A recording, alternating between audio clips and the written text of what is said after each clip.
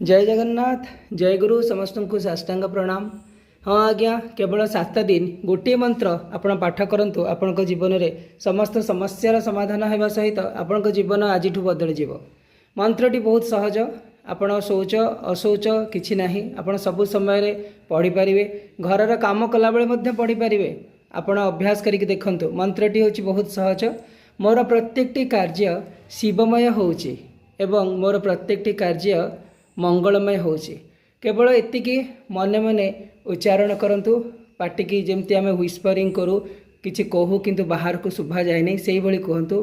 पाटी टिके धीरे धीरे आपण पक पक करथुबे न कले भी चलिबो। मने मने स्मरण करंतु किंतु कहंतु मोर प्रत्येकटी कार्य शिवमय होछि एवं मोर प्रत्येकटी कार्य मंगलमय होछि।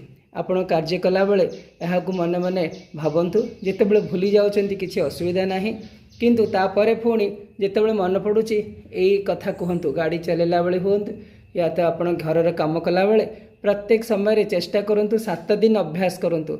देखिबे 7 दिन पर आपण एहाकु छाड़ी पारिबे नहीं कि भगवान शिव मध्य आपनको छाड़िबे नहीं। आपणक प्रत्येकटी कार्य मंगलमय हेब शुभमय हेब एवं भगवान कृपा भगवान शिवंक कृपा आपणकर उपरे अबारित भाव में वर्षा हेब। अद्भुत परिवर्तन आसिबो। आजिठु अभ्यास करंतु। केवल 7 दिन गोटे मंत्र मोर प्रत्येकटी कार्य शिवमय होछि मोर प्रत्येकटी कार्य मंगलमय होछि। हर हर महादेव।